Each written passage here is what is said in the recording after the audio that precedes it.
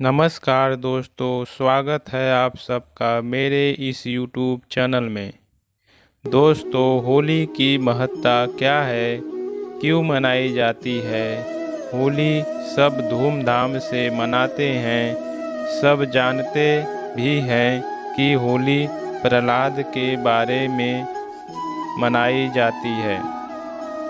हम इसके बारे में थोड़ा जानने की कोशिश करते हैं।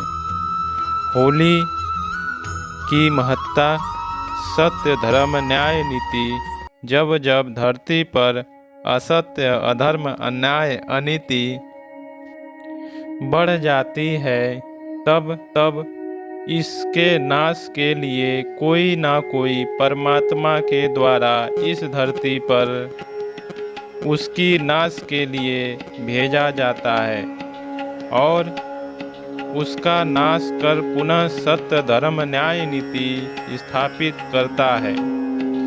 युग युग में तो एक बार परमात्मा परमेश्वर आता है, वह आता है, परंतु जब कोई ऐसी बीच में ही आसुरी शक्ति होती है तो उसके लिए परमात्मा किसी न किसी रूप में अपनी शक्ति को भेजता है। यही बात थी सतयुग की, जब धरती पर हिरण्याकश्यप का जोर जुल्म, पाप, कुकर्म बहुत ज़्यादा बढ़ गया था। तब उसकी नाश के लिए यह सब लीला किया गया। उसी समय की गाथा आज तक गाई जाती है, परंतु आज के लोग इसकी महत्ता न कोई जानकर उसके उल-जुलूल कार्यों किए जाते हैं। जैसे कि लोगों ने भगवान श्री कृष्ण जी के नाम के द्वारा जो होली खेली गई थी, वह सत्य, धर्म, न्याय, नीति के ही हिसाब से खेली गई थी, परंतु आज लोगों ने उसका दुरुपयोग कर उसकी दर्जा बदल दी है और उसके बारे में जो भी पूर्वजों ने बताया है वही करते हैं। यह जानने की कोशिश नहीं करते हैं कि सच्चाई क्या। आज इस धरती पर 90% ऐसे लोग हैं कि जो हमारे पूर्वज ने बनाया, बताया है, समझाया है, आज तक वही हुआ है और आगे भी करूँगा। इसके बारे में जानने की बिल्कुल कोशिश नहीं की जाती है। हमको बहुत दुख है कि आज के समाज को क्या हो गया है, क्यों अपनी नाश कराने में लगे हैं। हमारे पूर्वजों ने यह बात बता दी कि ऐसा होता है, ऐसा कार्य करो, सही रहेगा, तो हमें भी वैसा ही करते रहेंगे। इसके जानने के लिए बिल्कुल ही कोशिश नहीं करते हैं कि आखिर इसका मतलब क्या है। जैसे हमारे पूर्वजों ने यह बता दिया कि मरने के बाद राम नाम सत्य कहकर मृत्यु वाली शरीर को उठाकर ले जाना चाहिए, तभी उसको मोक्ष मिलेगा, मुक्ति मिलेगी। शमशान में ले जाकर उसके कपाल भाती क्रिया करके उसको सर फोड़ेंगे, तभी वह मुक्ति मिलेगा, तभी वह इस धरती से जाएगा। पर इसके बारे में वास्तविकता कोई नहीं जानना चाहता है, कोई कोशिश नहीं करता है। ऐसे ही बहुत ही सारी बातें जो हमारे पूर्वजों ने बताया है। दोस्तों, मैं तो सिर्फ सत्य बताने की कोशिश कर रहा हूँ, बाकी आप लोग समझे या ना समझे, आप लोग जो माने वह आप लोग की बात है। परंतु हम यह बात नहीं कह सकते कि यह गलत है या सही है, क्योंकि जब तक सत्य नहीं जानेंगे तब तक हम किसी चीज़ को मानेंगे भी नहीं।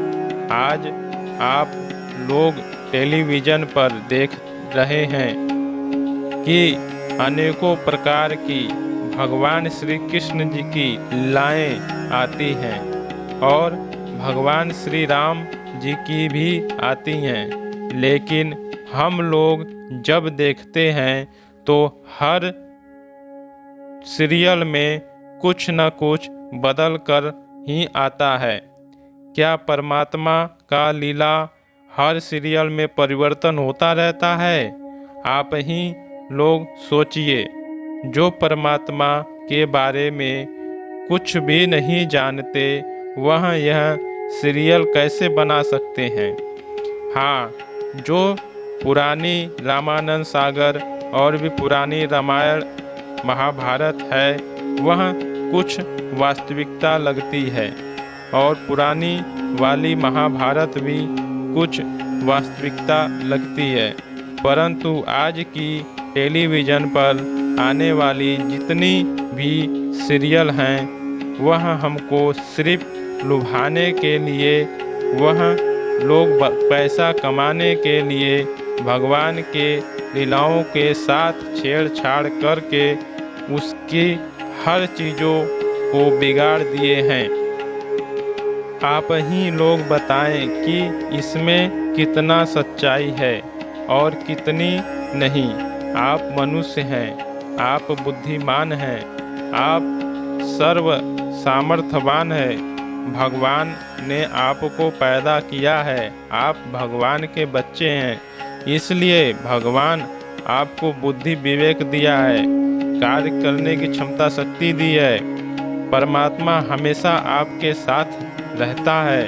अगर आप सत्य धर्म न्याय नीति से होकर चल रहे हैं तो बिल्कुल सत्य बात है कि परमात्मा सदा आपके साथ रहेगा, उसका आशीर्वाद आपके साथ रहेगा, क्योंकि उसने आपको पैदा किया है, उसने आपको बनाया है और उसके आप पुत्र होने के वजह से परमात्मा आपकी हर कार्य में सहायता करेगा।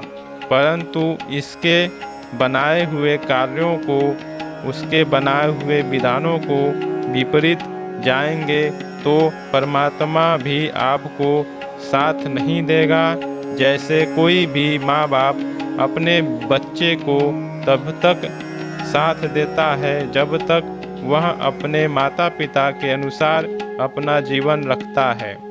अगर वह माता पिता के विपरीत होने लगता है तो माता पिता भी उसको उसी भाव से देखते हैं। दोस्तों, मेरी बात कुछ भी गलत लगी हो तो उसके लिए मैं आपसे क्षमा प्रार्थी हूँ।